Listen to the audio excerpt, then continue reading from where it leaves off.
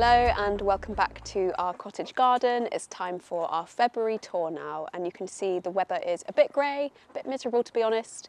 We've had some rain, quite cold but not frosty, so it's just been quite grey and we're really longing for a bit of sunshine. Thankfully though, the ducks are still allowed out in the garden, so you may know that we have a seasonal flock down in this country to help prevent the spread of bird flu. And it's done on a regional basis, so they're still allowed out here, which is really good, but I think we probably will have to put them locked into their enclosure maybe in the next 2 weeks, because the areas of lockdown are spreading quite quickly. They have started laying though, which is really, really lovely. So we're getting 2 eggs a day. We will get 5 a day eventually when the other girls catch up, but I think 2 of the younger ones have started laying. And it's a good amount for us. We wouldn't really get through 5 eggs a day anyway, so it's quite nice and manageable. And the days are getting longer. It's light till about 5 o'clock now, so although it's grey, I have a feeling of hope and spring definitely feels like it's on the way.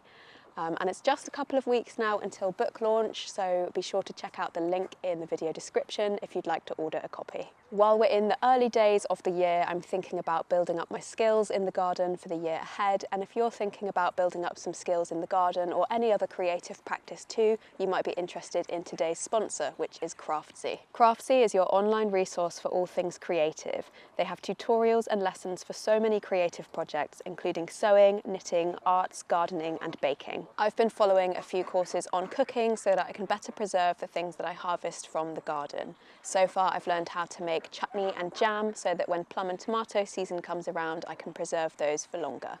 Craftsy's professional instructors walk you through each technique with step-by-step demonstrations, providing their expert tips and tricks.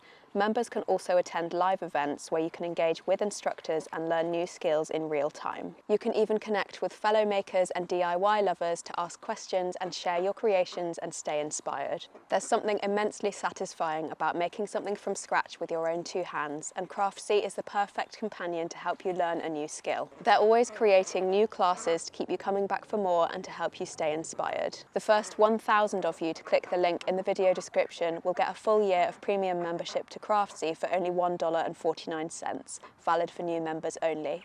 And I'd love to hear about what you learn after you join. Thank you so much to Craftsy for sponsoring this video.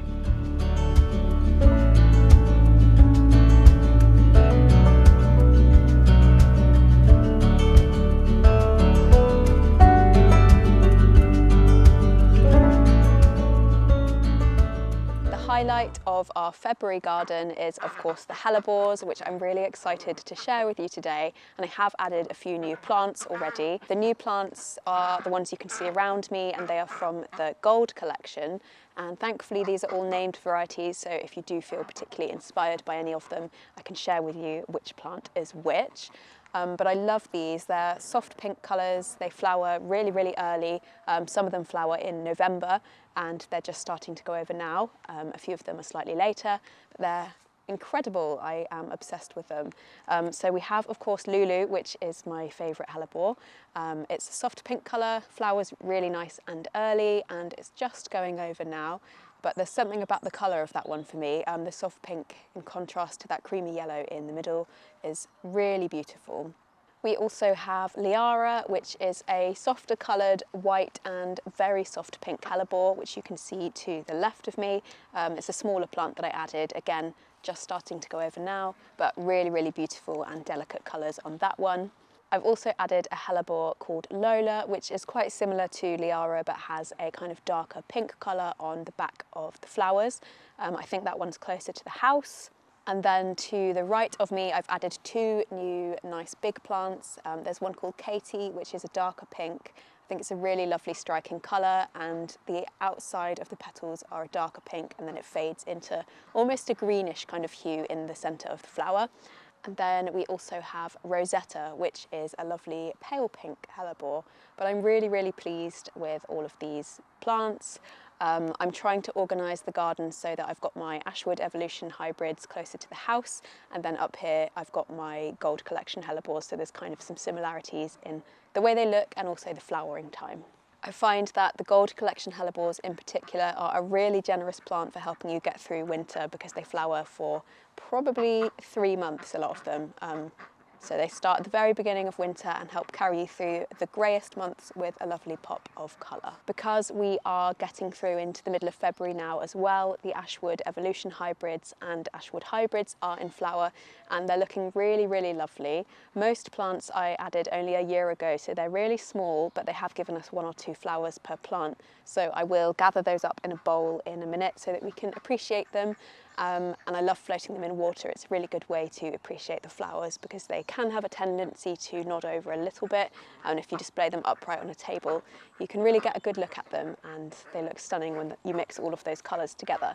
A few of our Ashwood hybrids I added to the garden a couple of years ago and those plants are getting a bit bigger now, and I think I've ordered 8 more which should be here by the end of March, hopefully in the next couple of weeks though.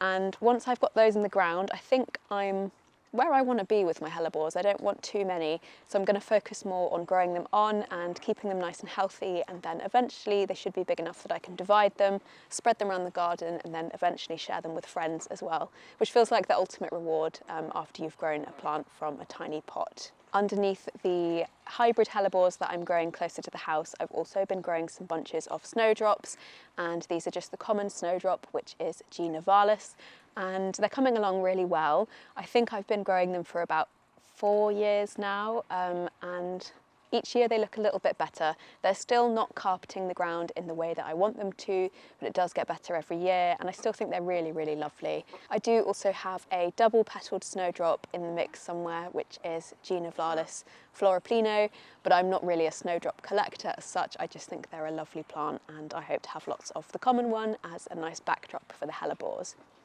I have noticed that the snowdrops have been sort of self-seeding into the lawn.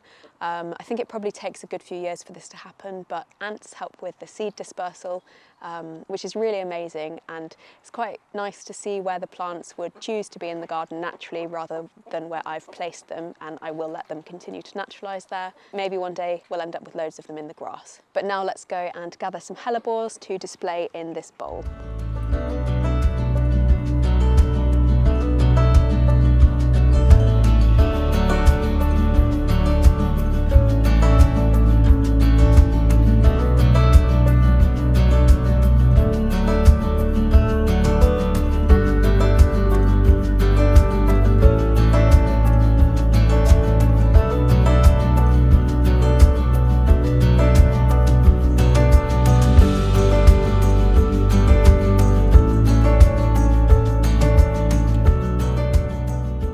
One job that we recently completed in the garden was weaving a hurdle around the edge of the crocus lawn, and it's not my finest work. I really liked what we did up here when we made the edging around these borders. It's a little bit messier than that and weak in places, but I think it looks okay and it's quite nice. Ultimately it serves its purpose, which is to keep the dogs off the crocus lawn because the flowers are so delicate when they flower. So I think I will attach a fence to the gap and properly keep the dogs off in the next week or so. We've got lots of foliage in the grass now, so I think it will be about 2 weeks until the lawn's in flower. Looks like we'll have quite a decent amount of them this year. They're more in drifts than they were last year, which I think means they're sort of multiplying underground in their own pattern, which is really nice. So I'm very much looking forward to that. So to make the hurdle, I gathered uprights from the hazel trees at the top of the garden, and I cut these up with a battery operated saw, hammered them into the ground, and then we got some willow from a local farm. It was quite tricky getting the uprights into the ground because it's next to a wall and there were loads of rocks and concrete, so we were a little bit limited with where we could place them. We've done our best and I'm pretty happy with it. I'm just glad it's done, to be honest. One thing that's been really hard to keep on top of this month has been the mud, and I think this is the worst that the lawn has ever looked. It's been a kind of perfect storm for it because we've got the ducks walking around, we've got dogs, lots of footfall from me and Aaron, and then we had some gardeners help us to manage the trees and get some new fences in, so lots of footsteps. And it just looks quite a mess, to be honest. I'm looking forward to reseeding it. I think most of it will grow back on its own around April time when it's a bit warmer. but it's quite a long time to wait and it does look messy in the meantime. And I'm thinking about adding some brick paths, especially to the area around the duck house where we walk quite a lot with buckets of water. I'm just weighing up in my mind whether they'd be too slippery if it gets frosty. So if you've added paths to your garden, let me know if it was worth it and whether it helped manage the mud. As I've said before, I'm not super precious about the lawn. I don't mind if it's a bit mossy, but I do like to have something growing there rather than just mud. And the other thing that we've been struggling with a bit in the garden this month is damage from badgers and mice. And I don't want to penalise them too much because I do like to have a wildlife friendly garden, but it's more about protecting plants that are really vulnerable. So the badgers love the area of the garden where I grow vegetables. If I'm growing anything that has a nice edible root, they will eat it, dig it up, trample the beds and make a lot of mess in the process. So they've done that. They've taken all of the tulip bulbs that I've added to that area for decoration, left lots of holes in the ground which I've been trying to fill up. And again, then the lawn looks patchy. And with the mice, I've noticed that they've been gnawing on the bark of the fruit trees, which is quite unusual. When I add a fruit tree to the garden, I normally protect the bottom of the bark with a ring of plastic to stop things from nibbling it.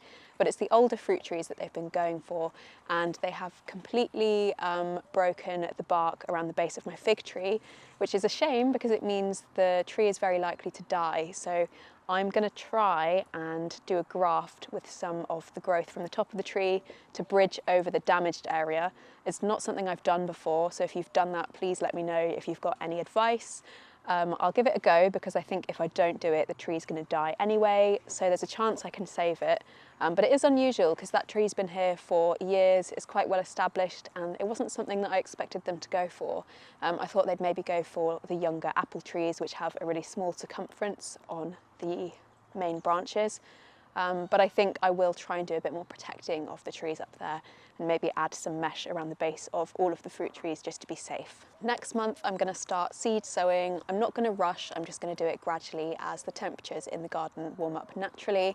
I've got a few yew hedges to replace while we're still in bare root season, so I'm going to place an order for those, for the ones that didn't take well to the garden last year, and get those replaced. But I do consider February to be the last of the really, really grey months, and once March is here we'll have things like primroses, crocuses, some more hellebores, and the early blossom on the fruit trees as well, and it really feels like the beginning of spring.